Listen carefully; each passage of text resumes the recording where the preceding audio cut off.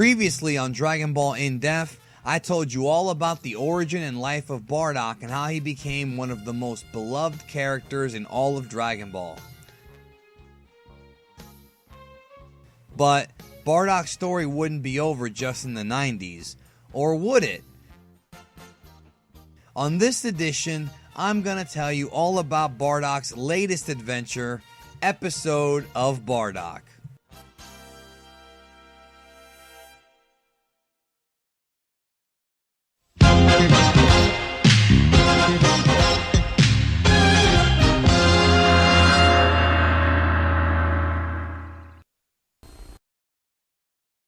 In 2011, V-Jump magazine revealed that there would be a new update coming for the arcade game Dragon Ball Heroes, featuring the return of Bardock, but this time as a Super Saiyan.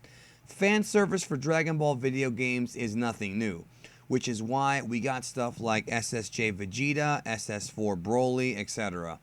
But this was different. With this new evolution for Bardock, there was an expansive marketing campaign along with it. Play cards of SSJ Bardock came with the launch.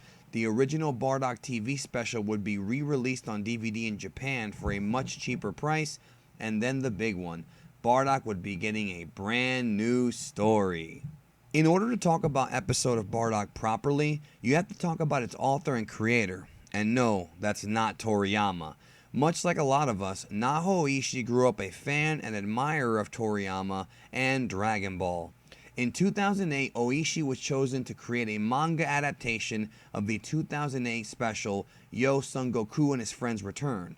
She greatly impressed Shueisha and Toriyama himself, and soon after began to release a spin-off manga series called Dragon Ball SD. Dragon Ball SD was basically a fun little comedic and simplified retelling of a lot of the stories in the original Dragon Ball manga, with Ooishi at the helm.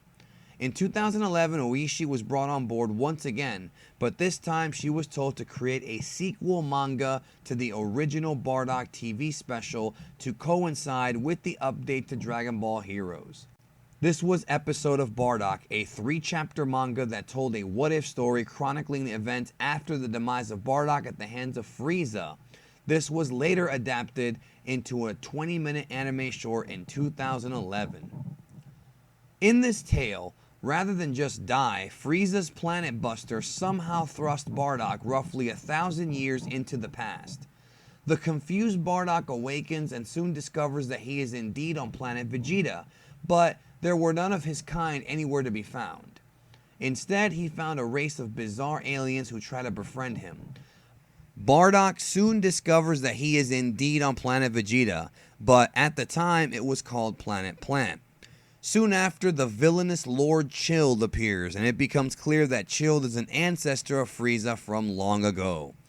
This eventually builds to a huge battle between Bardock and Chilled, where Bardock, seemingly at the end of his ropes, calls forth a huge scream and transforms. Bardock kicks Chilled's ass with ease. On his deathbed, Chilled tells his subordinates to warn his family about these golden-haired warriors. This is how the superstition and legend of the Super Saiyajin would be passed down throughout the years. Bardock rides off into the sunset, his destiny unknown. Episode of Bardock acts as both a sequel to the Bardock special and as a prequel to just about everything else. It is meant to explain the origin of the legend of the Super Saiyan that Vegeta, Frieza, and many others spoke of during the Namek arc, but there are problems here. I will not sit here and debate whether or not Episode of Bardock is canon, because ultimately that's up to you to decide, but I will make some points that may or may not sway your decision. First of all, Episode of Bardock was not an Akira Toriyama story. Naho Ooishi wrote this thing. However, Toriyama is credited for designing Chilled. As I said in my last video, Toriyama did not create Bardock, but he did modify the original art draft from Nakatsuru. Until 2013's Dragon Ball Minus, Toriyama had never really written a full story about Bardock. Also, it never made sense to me that Bardock, a fighter whose power level was last read at something around 10,000, was able to receive such a powerful Zenkai boost from the Planet Destroyer that he was able to unlock the Super Saiyan form.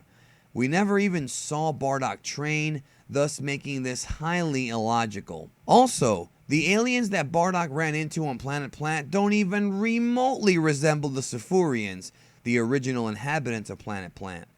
Are they supposed to pop up later? We're never told, but if it is 1,000 years before, then maybe it does make sense that they're not there yet.